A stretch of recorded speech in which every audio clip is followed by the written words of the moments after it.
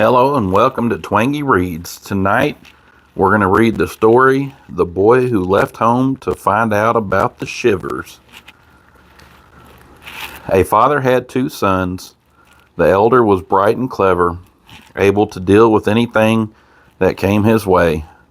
But the younger son was so stupid that he understood nothing and could learn nothing.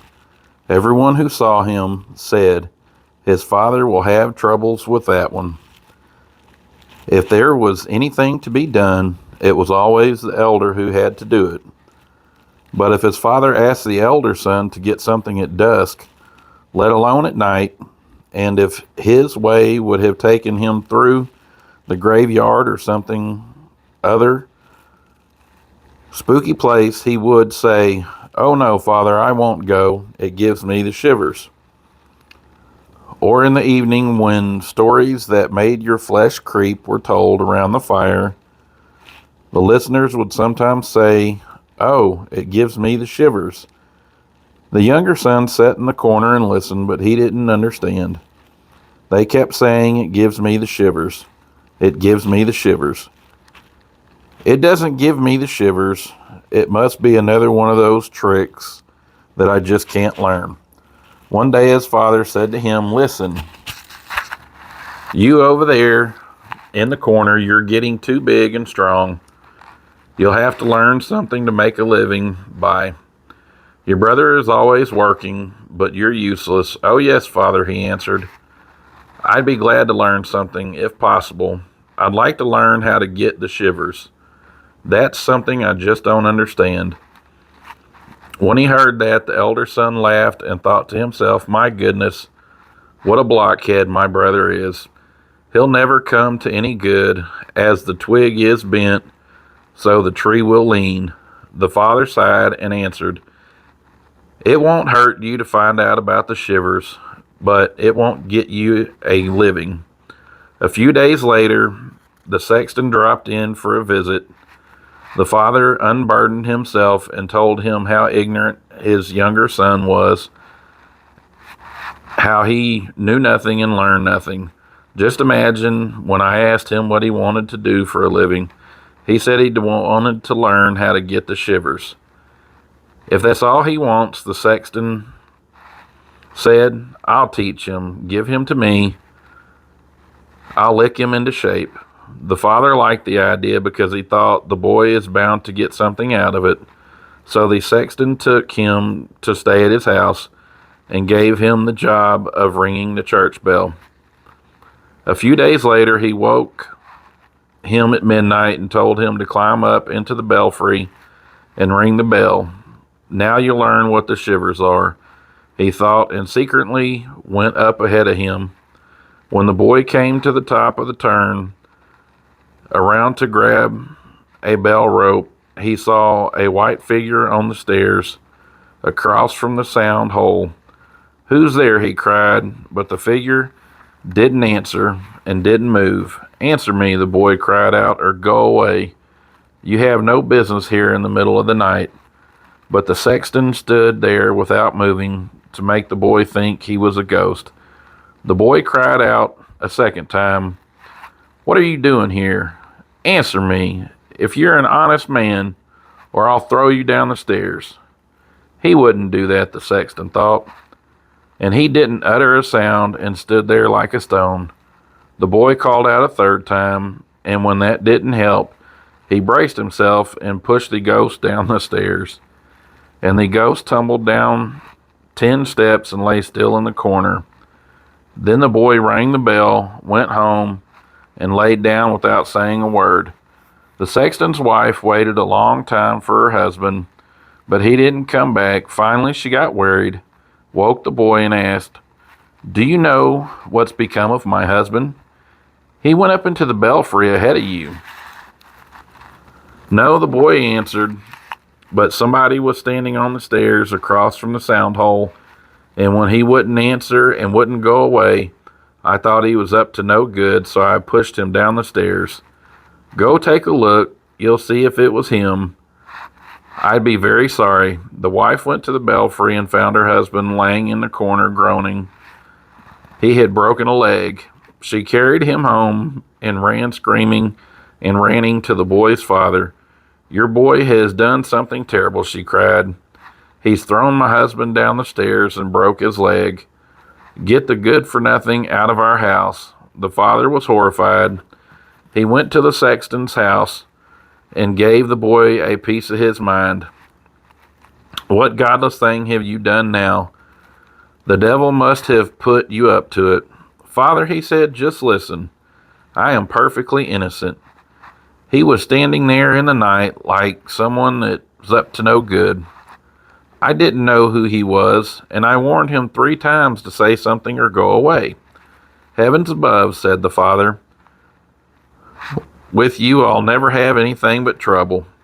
Get out of my sight. I don't want to see you anymore. Yes, Father, gladly.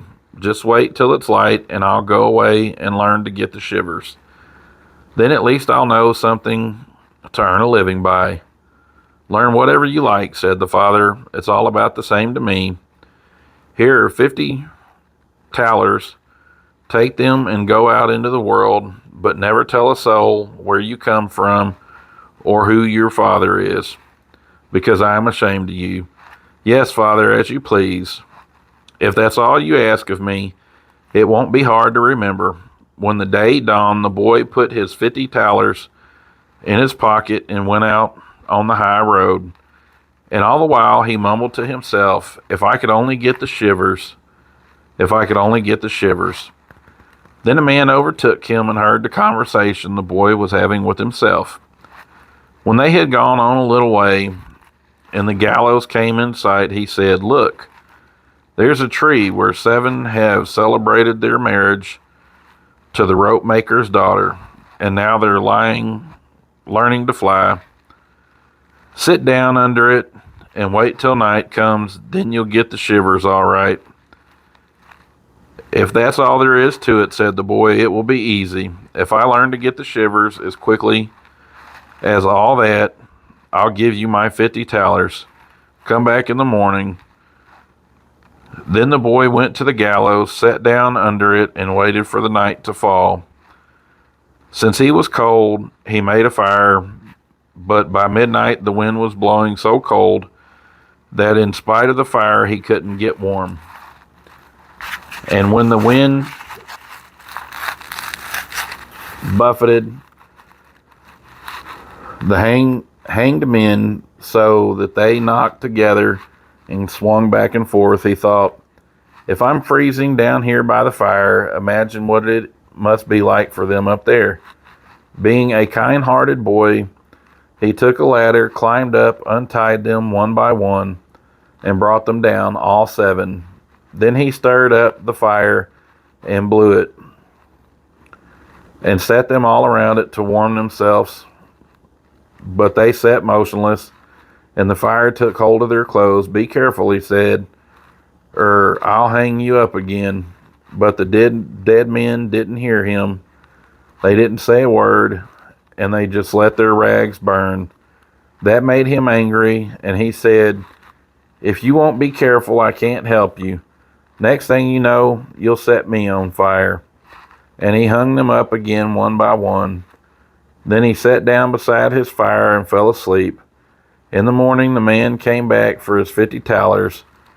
Well, he said, now do you know what the shivers are? No, he replied, how could I? Those fellows up there didn't open their mouths. They're so stupid they let the few rags they have on their backs catch fire and burn. The man saw he wouldn't be getting any 50 thalers that day. As he was going away, he said, I never saw anybody like that before. The boy started off too, and again he talked to himself, oh, if I could only get the shivers. Oh, if I could only get the shivers. A carter who was walking along behind him heard him and asked, who are you? I don't know, said the boy. Where are you from? I don't know. Who is your father? I mustn't say. What is it that you keep mumbling the whole time? Oh, said the boy, I wished I could get the shivers, but no one can teach me how. That's a lot of nonsense, said the carter. Forget it. Come with me, and I'll get you a place to stay." The boy went with the carter, and in the evening they came to an inn, where they decided to spend the night. As they stepped into the hall, he said it again in a loud voice, "If I could only get the shivers. If I could only get the shivers." The innkeeper heard him and laughed. "If that's what you want," he said, "I believe it can be arranged." "Don't say such things," said the innkeeper's wife. "Think of all the foolhardy fellows who have lost their lives. What a shame if those pretty eyes were never to see the light of day again." But the boy said, "I don't care how hard it is. I want to learn. That's what I left home for." And he gave the innkeeper no peace until he told him about a haunted castle nearby, where a man could easily learn all about the shivers if he was willing to spend 3 nights there. The king had promised his daughter in marriage to a man who could do it, and she was the most beautiful maiden under the sun. Besides, there were great treasures in the castle, guarded by evil spirits. Those treasures would be set free and could make a poor man very rich. Many had already gone in, but none had come out again. The next morning the boy went to the king and said, "If you let me, I'd like to spend 3 nights in the haunted castle." The king looked at him, and because he liked him, he said, "You can ask for 3 things to take with you into the castle, but they must be lifeless things," he replied. "Then give me fire, a lathe, and a wood carver's bench and knife." The king had these taken to the castle during the day. At nightfall the boy went in, made a bright fire in one of the rooms, set up the wood carver's bench with the knife beside it, and sat down on the lathe. "Oh, if I could only get the shivers," he said. "But I won't learn in this place either." Toward midnight he thought he'd stir up the fire. As he was blowing on it, he suddenly heard voices from the corner. "Meow, meow. We're so cold, fools," he cried. "What's the good of screaming if you're cold? Come sit by the fire and warm yourself." No sooner had he spoken than 2 big black cats took great leaps to where he was sitting, sat down on either side of him, and looked at him with their wild, fiery eyes. After a while, when they had warmed themselves, they said, "Friend, how about a game of cards?" "Why not?" he replied. "But first, show me your paws." Then they stretched out their claws. "My goodness," he said, "what long nails you have." "Wait, I'll have to cut them before we begin." With that, he seized them by the scruff of their necks, lifted them up on the wood carver's bench, and made their paws fast in the vise. "Now that I've seen your fingers," he said, "I don't feel like playing cards anymore." Then he killed them and threw them out into the pond. But when he had got rid of those 2 and was sitting down by the fire again, black cats and black dogs on red-hot chains came rushing out of every nook and cranny, more and more of them, until there was no place for him to escape to. They yelped and screamed horribly, trampled his fire, tore it apart, and tried to put it out. He looked on calmly for a while, but then when he had had enough, he seized the knife, shouted, "Get out, you no-goods," and lashed out at them. Some ran away, but he killed the rest and threw them into the pond. When he came back, he blew up his fire from the sparks and warmed himself. As he was sitting there, he could hardly keep his eyes open. He wanted to sleep. He looked around and saw a big bed in the corner. "That's just what I need," he said, and laid down. But as he was closing his eyes, the bed began to roll of its own accord and went rolling all around the castle. "Perfect," he said. "Better and better." And on it rolled, as though drawn by 6 horses, through doorways and up and down stairs. All of a sudden, 1, 2, 3, it turned upside down and lay on top of him like a mountain. But he threw off the blankets and pillows and climbed out and said, "Now, if you have a mind to go, go right on rolling." Then he laid down by his fire and slept until daylight. In the morning, the king came in. When he saw him lying on the floor, he thought the ghost had killed him and he was dead. "What a pity," he said. "Such a handsome boy." The boy heard him, sat up and said, "Not so fast." The king was amazed, but he was glad too, and asked how he had made out. "Pretty well," he said. "One night has passed. The two others will pass too." When he turned up at the inn, the innkeeper's eyes nearly popped out of his head. "I never expected to see you alive again," he said.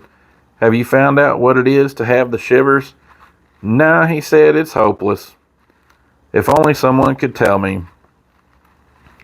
On the second night, he went back to the old castle, sat down by the fire, and started talking to himself. The old lament, "If I could only get the shivers." At the approach of midnight, a din and a hubbub were heard, first softly, then louder and louder. Then it was still for a while, and then with loud screams, half a man came down the chimney and fell in front of him. "Hey," cried the boy, "that's not enough. Where's the other half?" Then the noise started up again, howling and raging, and the other half fell down. "Wait," said the boy, "I'll stir up the fire for you." When he had stirred up the fire, he looked around. The two halves had put themselves together, and a horrible man was sitting in its place. "That wasn't our bargain," said the boy. "The bench is mine." The man tried to push him away, but the boy wouldn't let him. He shoved him with all his might and sat down in his place again. Then more men came tumbling down the chimney, one after another. They produced 9 dead men's thigh bones, 2 skulls, and started playing 9 pins. The boy felt like playing and asked, "Hey, can I join you?" "Sure, if you've got money." "Plenty of money," he said, "but those balls aren't really round." So he took the skulls, sat down at the lathe, and turned them till they were round.